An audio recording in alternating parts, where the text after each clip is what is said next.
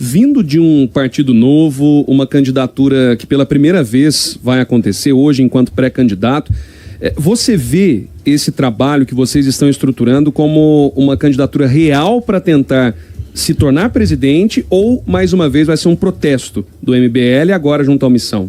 Não, assim, veja, quando a gente lançou o partido, falou, nós precisamos coletar aí 547 mil assinaturas válidas. Falaram, não vão conseguir, porque era uma empreitada gigantesca. Quando a gente começou as manifestações pelo fim do governo de Dilma Rousseff, também falaram, eles não vão conseguir. E a gente trabalhou e perseverou e conseguiu. Mesma coisa agora com a candidatura, né? Não, poxa, você está começando muito de baixo, pô, você apareceu com 1%, depois 2%, depois 3%. Sim, é assim que se faz. No fim do dia, para falar sobre viabilidade, eu preciso subir para terceiro nas pesquisas. Eu preciso ultrapassar o Zema, o Ratinho Júnior e o Caiado. Porque quem ficar em terceiro, agora nos próximos meses, será a figura que vai receber uma quantidade enorme de apoio, dado que o Flávio Bolsonaro, todo mundo sabe que perde pro Lula.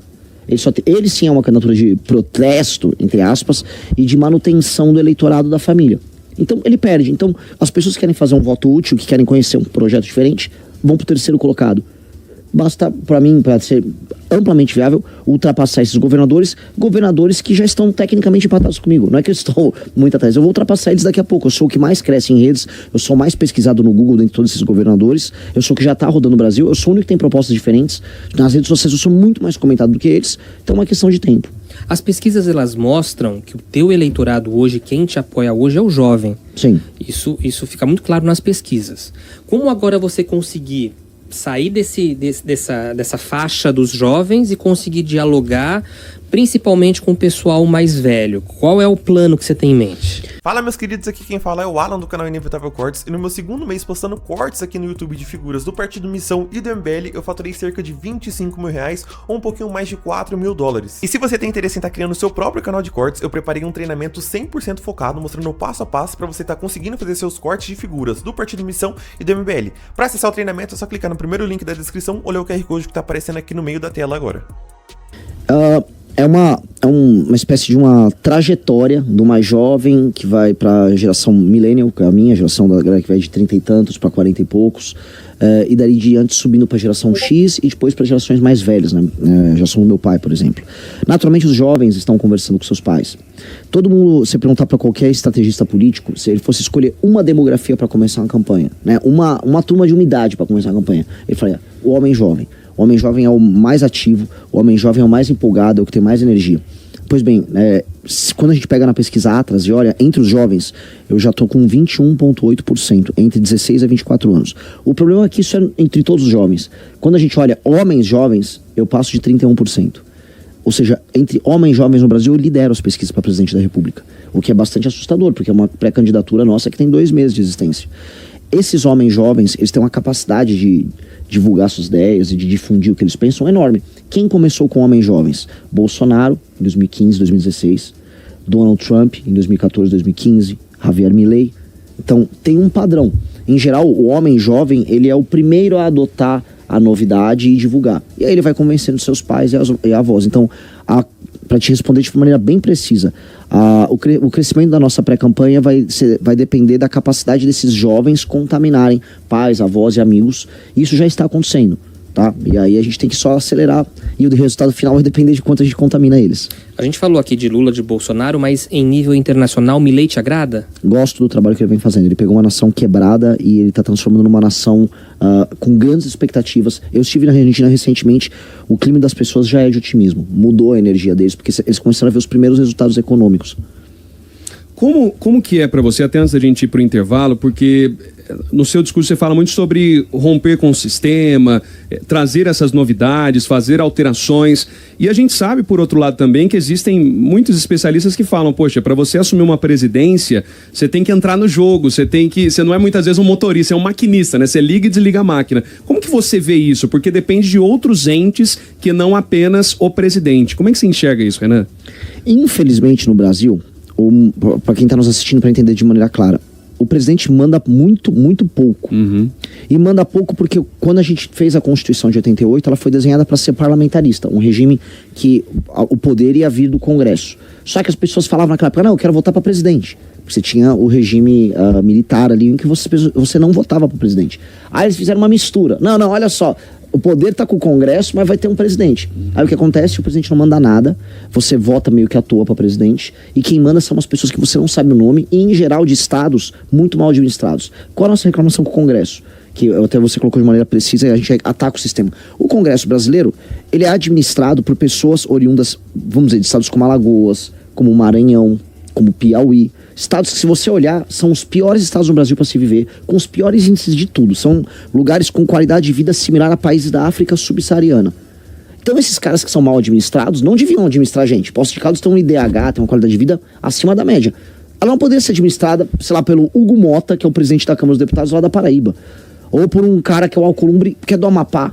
Esses caras só têm poder porque a divisão de poderes que eles criam através do sistema eleitoral nosso dá poder demais para os estados pequenos. E os estados pequenos no Brasil são mal administrados. Eu estou indo para uma campanha já avisando que eu vou mudar isso. Não dá. É como se você tivesse um time de futebol que ele foi rebaixado para a Série B, aí você pega os jogadores e o técnico fala, não, esses caras vão administrar a seleção brasileira. É o que o Brasil faz. Isso é maluco, isso é coisa de louco. E a gente fica aceitando essa coisa de louco. Eu vou mudar. Aí você vai falar, mas como? Sou a única pessoa que está fazendo uma campanha, rodando o Brasil, avisando, eu vou fazer isso.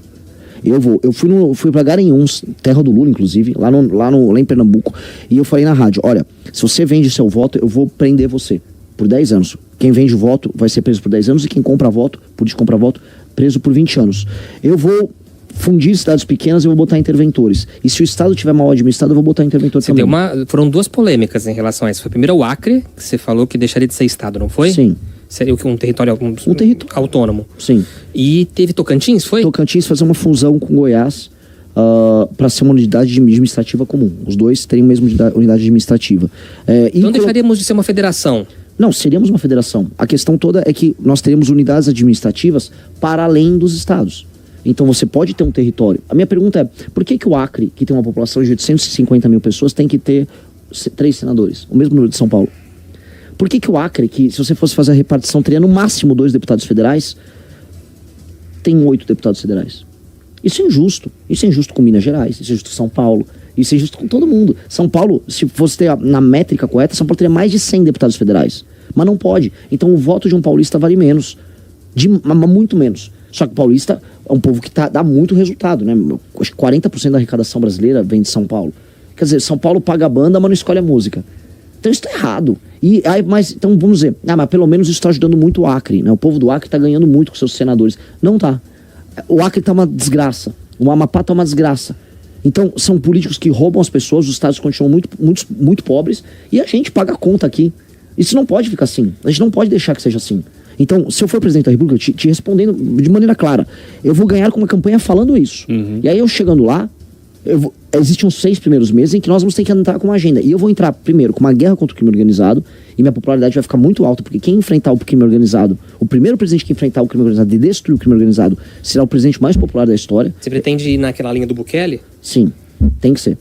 Tem que ser. Não há outro caminho hoje no Brasil, porque o crime organizado se tornou uma estrutura paramilitar que ocupa pedaços de território. Já não é mais assim, tem um bandidinho aqui ali vendendo droga numa biqueira. Não.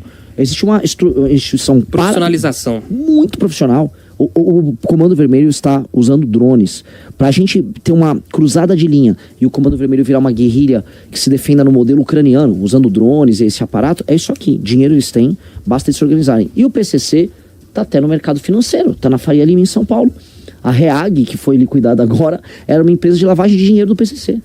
Então os caras estão no nível em que eles são multibilionários, com força paramilitar, e o sistema de justiça brasileiro não é suficiente para derrotar eles. Pelo contrário, o sistema de justiça brasileiro está sendo invadido e tomado. São Paulo agora, a título de curiosidade, uma delegada agora foi afastada porque ela passou num concurso financiado pelo PCC. Foi, é verdade. É desesperador.